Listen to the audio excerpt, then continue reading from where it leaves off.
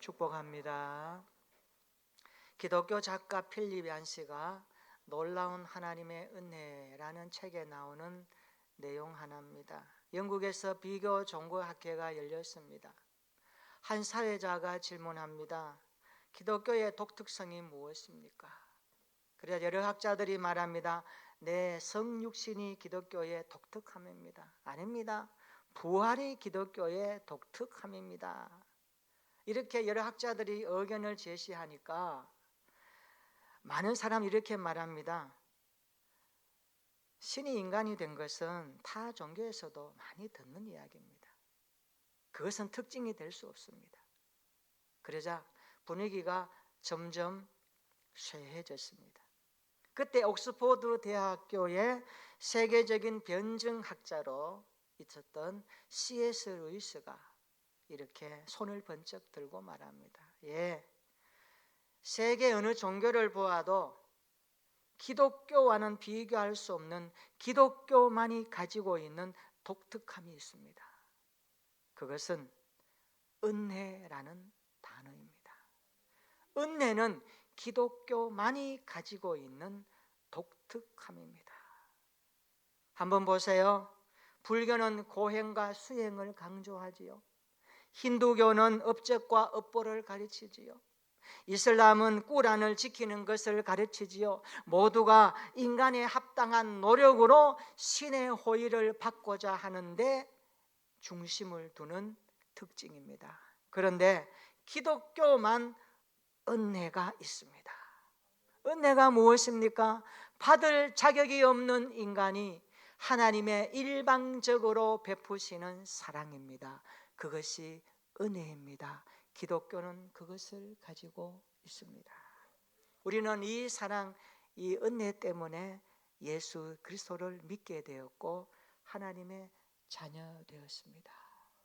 이렇게 C.S. 루이스가 말하자 어떤 학자도 이 일을 제기하지 못했다고 합니다. 그렇습니다. 은혜 없이는 기독교를 생각할 수 없습니다. 우리 기독교는 은혜의 종교입니다. 예수님의 십자가는 하나님의 사랑을 담고 있는 은혜의 현장입니다.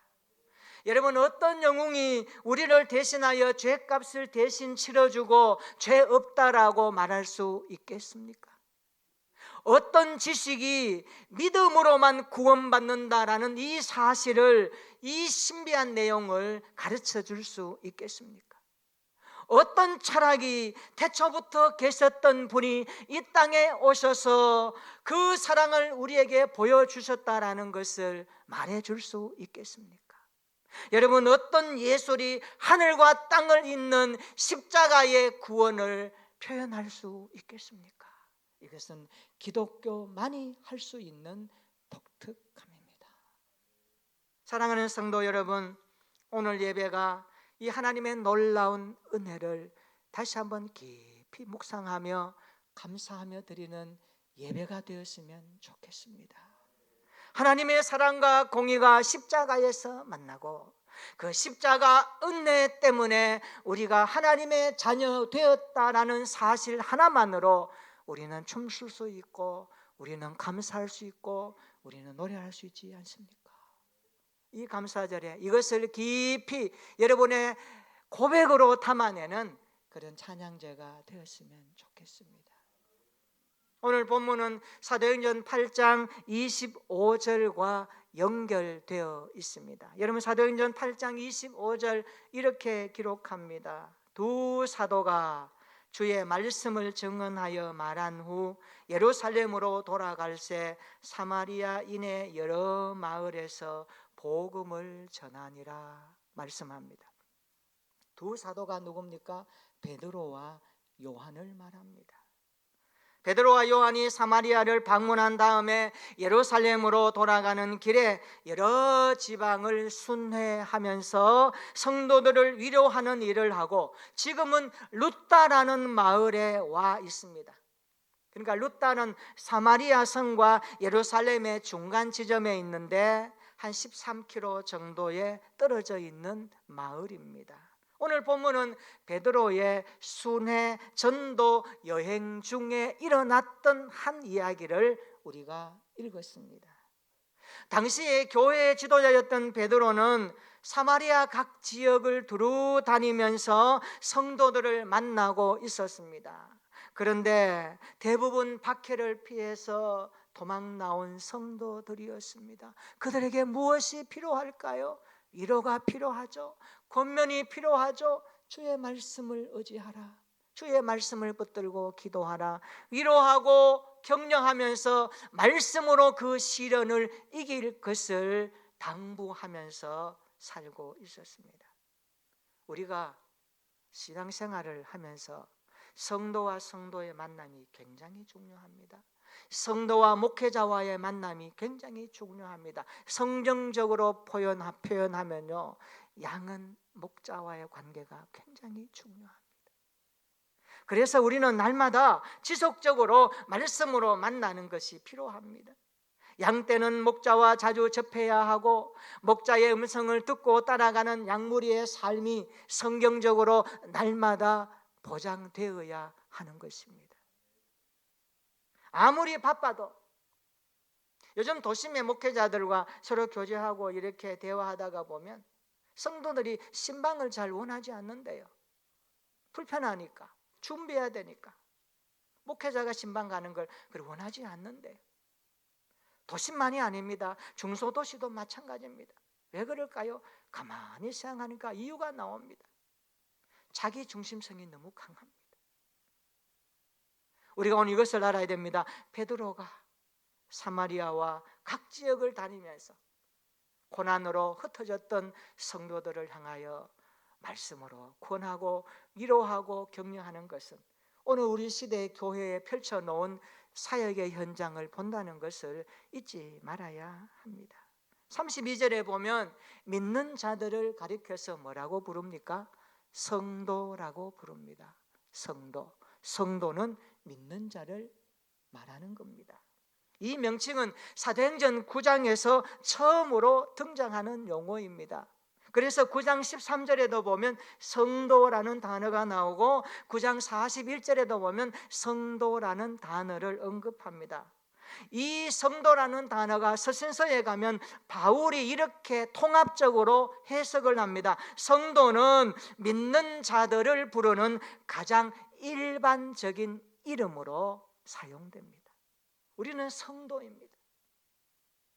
여러분, 교회 다니는 사람을 가리켜서 성도라고 하는 것은 그가 예수님을 만났고 믿었고 따르는 예수님의 사람이라는 것을 통칭적으로 말할 때 성도라고 말합니다. 여러분, 이 다음에 주님 앞에 설 때에 우리가 성도라는 이름으로 씁니다. 목사, 장로, 안수집사, 권사집사, 그거 요한계시록에 보면 그렇게 강조하지 않아요. 성도라고 그래요. 성도가 왜 중요합니까? 그리스도를 만난 밀접한 구원의 사건과 함께 하나님의 가족된 은혜의 현장에 있기 때문에 우리는 성도로서 주님 앞에 서는 겁니다. 여러분, 내가 성도로 주님 앞에 불리워짐을 당한다라는 그 사실 하나만으로 감사할 수 있었으면 좋겠습니다. 믿는 자들을 성도라고 부르는 이유가 있습니다. 왜 부를까요? 이사야 43장 1절에 보니까 이사야는 말합니다. 내가 너를 지명하여 불렀기 때문에 성도라고 한다. 이사야 43장 21절에 보니까 내가 너를 지명하여 부르는 이유를 설명합니다. 이 백성은 내가 나를 위하여 지었나니 나의 찬송을 부르게 하려 함이라. 성도는 하나님을 찬양하는 삶을 살아야 한다는 거죠. 그러므로 성도는 뭡니까? 구원과 밀접한 연관성을 갖고 있는 단어라는 것을 우리가 알 수가 있습니다. 그러므로 결국 성도는 하나님의 자녀요, 구원받은 백성이요, 하나님을 높이는 삶을 살게 된다는 것을 성경은 여지없이 강조하고 있습니다. 오늘 베드로가 루다에서 무슨 일을 하고 있습니까? 우리 33절부터 35절 한번 읽어볼까요? 오늘 본문 사도행전 9장 33절로 35절입니다. 다 같이 시작. 거기서 에니야라 하는 사람을 만나매 그는 중풍병으로 침상 위에 누운 지 8회라.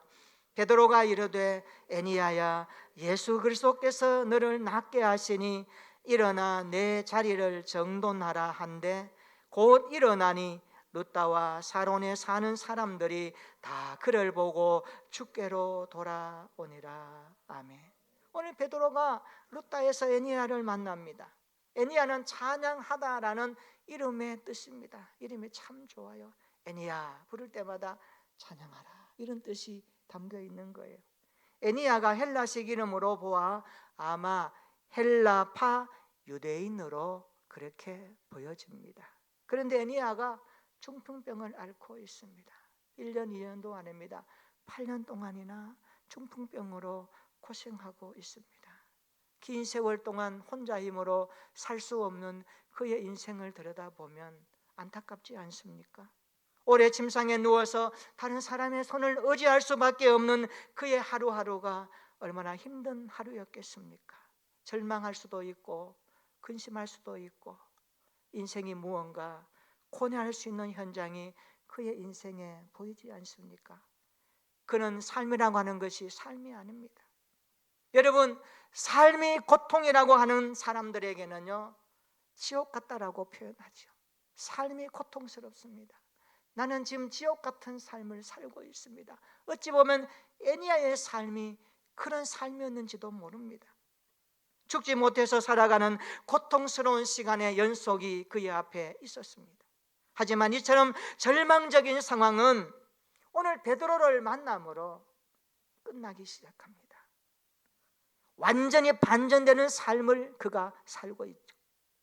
오늘 우리도 주님을 만남으로 우리 인생에 정말 슬퍼 앉아있고 고민하고 염려하는 자리에서 툭툭 털고 일어나는 이런 은혜가 임했으면 좋겠습니다. 여러분의 마음 가운데 무겁게 자리 잡은 돌덩이와 같은 그 어떤 것들이 오늘 이 말씀을 통하여서 에니야를 일으켜 세우셨던 주님의 역사하심의 그 손길이 저와 여러분들의 감정을 만지시고 마음을 만지시고 생각을 만지시고 육신을 만지셔서 일어나라 할 때에 일어나는 은혜가 있었으면 좋겠습니다. 이것을 사모하고 바라보는 우리의 믿음이 강력했으면 좋겠습니다. 그렇습니다. 하나님, 삶이 고통스럽지만 그러나 그곳에 오늘 베드로를 통하여서 일하시는 그 주님의 손길을 우리도 보기를 원합니다. 우리도 경험하기를 원합니다. 이런 은혜가 우리 예배 가운데 주여 허락하여 주시옵소서 기도합니다. 그렇습니다. 오늘 베드로를 통해 나타난 예수 그리스도의 능력으로 말미암아 중풍병에서 벗어나는 놀라운 기적을 체험했다라고 성경은 말씀합니다. 여러분, 에니야가 고침을 받는 기적을 보면서 룻다와 사론에 사는 많은 사람들이 예수님을 믿게 되었다라고 그렇게 기록합니다. 그리고는 36절부터 43절을 보면 베드로가 욥바에서 다비다를 살리는 이야기를 하고 있습니다. 다비다를 번역하면 도르가입니다. 이 다비다는 히브리식 이름이고 도르가는 헬라식 이름입니다. 같은 사람이죠. 에니야에 대한 소개는 그가 8년 동안 중풍병을 앓고 있었다라는 것으로 소개하는 반면에 욥바에서 도르가에 대한 그의 프로필은 좀 더 상세하게 기록합니다. 자, 도르가는 여제자였습니다. 도르가가 여제자였다는 것은 그녀가 이미 주님을 영접하였고 주님을 믿고 따르는 삶을 살아왔다는 것을 우리에게 보여주고 있습니다. 그는 주님의 신실한 제자였음을 알 수 있습니다. 실제로 도르가는 오늘 본문에서 뭐라고 합니까? 살아있을 때 선행과 구제하는 일이 심히 많았다라고 말합니다. 그의 일상이 선행과 구제하는 삶의 연속이었습니다. 도르가의 선행과 구제가 심히 많았다라는 삶에서 우리는 그가 어떤 삶을 살았는지 알게 됩니다. 사람이 죽으면 그 사람에 대한 이름 뒤에 붙어 다니는 삶의 내용이 한마디로 요약됩니다. 도르가는 이런 겁니다. 그 사람 선행과 구제 참 많이 했는데, 나도 도움 받았는데, 나도 그의 구제를 받았는데, 이런 이야기들이 다비다가 죽고 나니까 얼마나 많이 따라다녔는지 모릅니다. 도르가는 한마디로 이타적인 삶을 살았습니다. 이타적인 삶을 살았습니다. 구제와 선행을 그토록 잘하던 도르가가 병들어 세상을 떠났습니다. 시체를 씻어서 다락에 누웠습니다. 그리고 사람들을 보내어 루다에 있는 베드로를 청합니다. 베드로를 청하죠. 요바에서 루다까지는 한 18km 정도 되는 거리거든요. 베드로가 달려왔습니다. 요바는 항구 도시죠. 도르가의 죽음 소식을 듣고 베드로와 사람들의 반응이 어땠습니까? 성경은 이렇게 그때의 반응을 기록합니다. 우리 본문 39절 40절 한번 읽어볼까요? 39절과 40절입니다. 시작.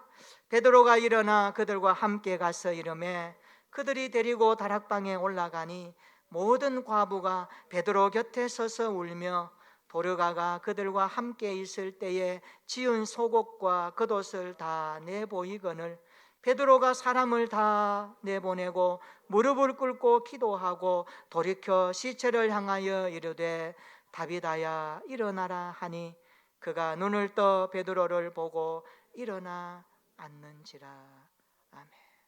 아마도 다비다는 과부였던 것으로 봅니다. 살아생전에 다비다는 속옷과 겉옷을 만들어 가난한 자들을 많이 구제하며 살았습니다.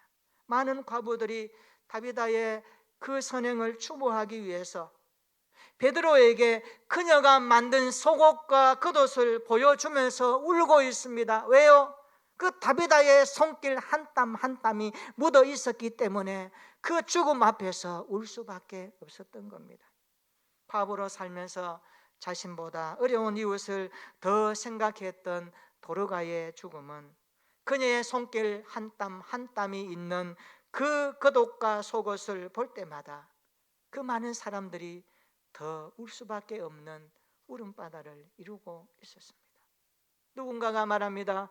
베드로 사도님 보세요.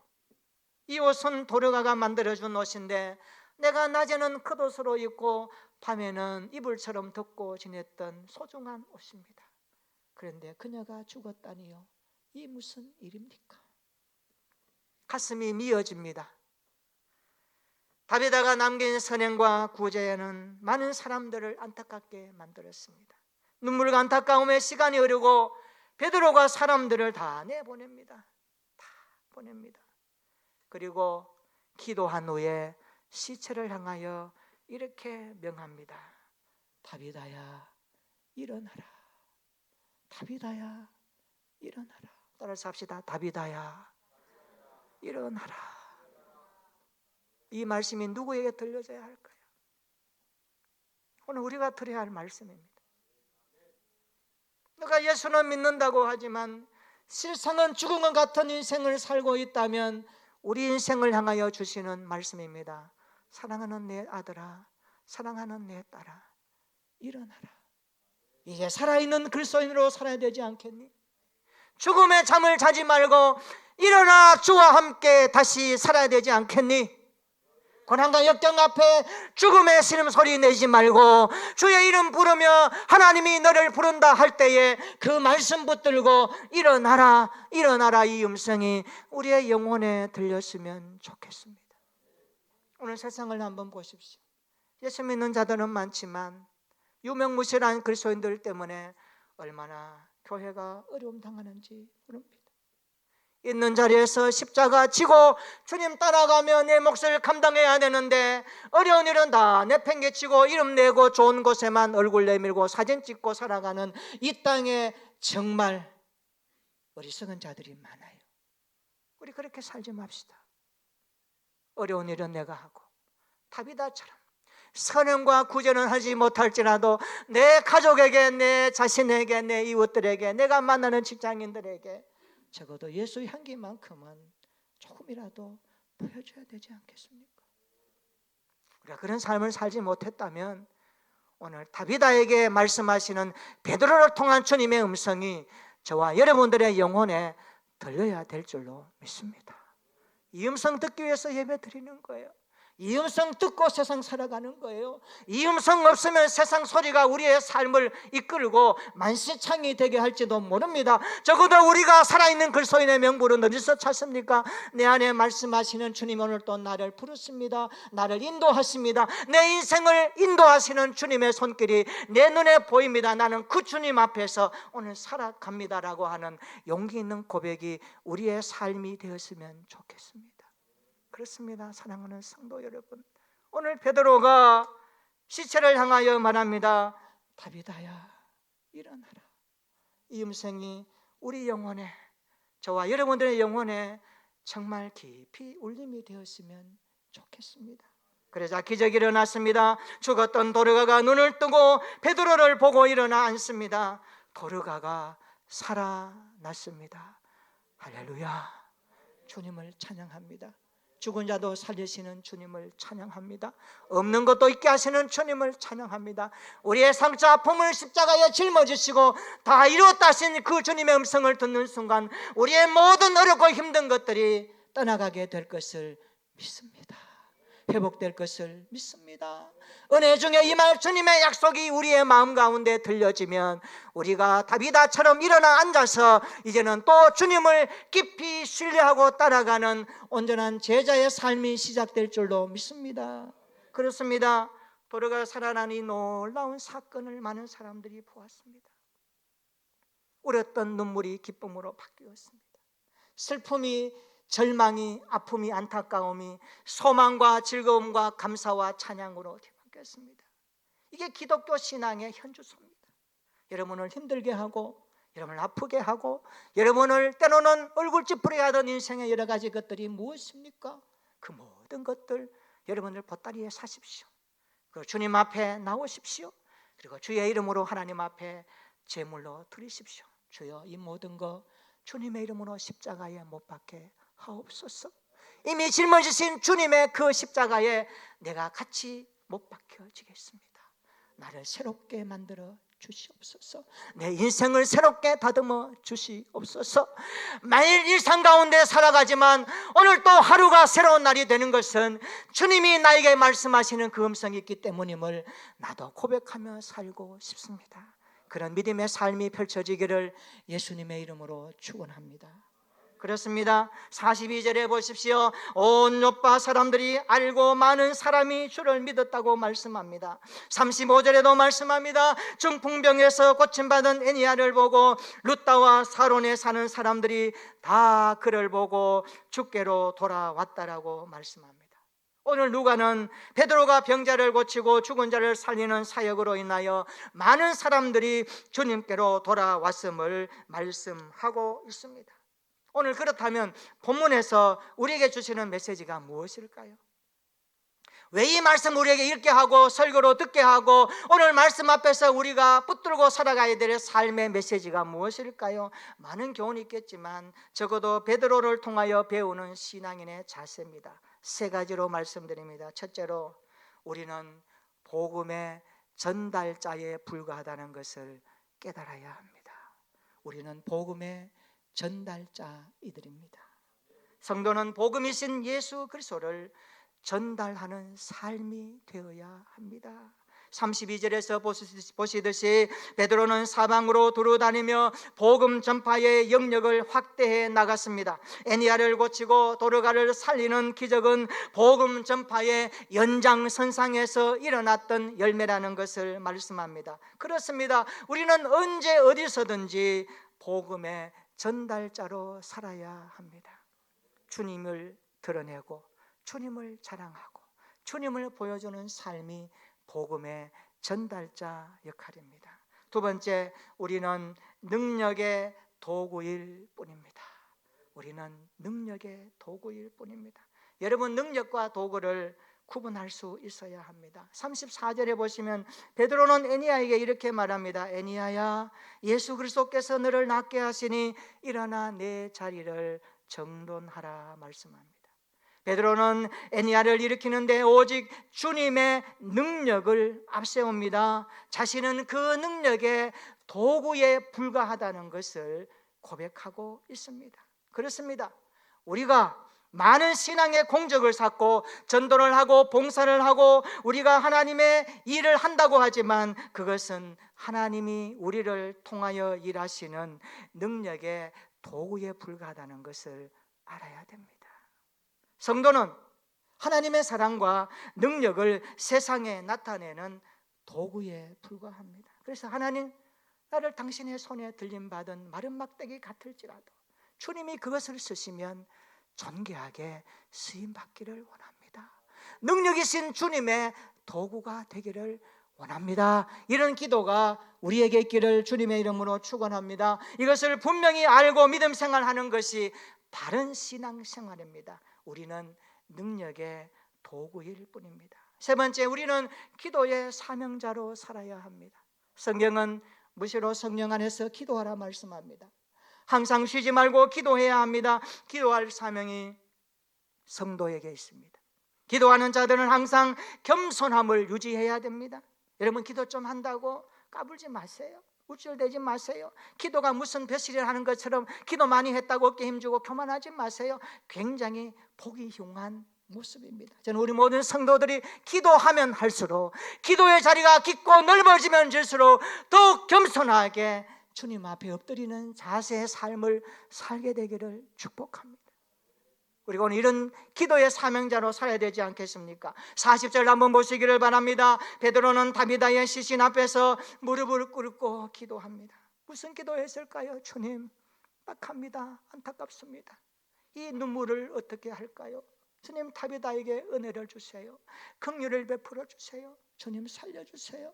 처절하게 주님 앞에 엎드리는 그의 기도 아니겠습니까?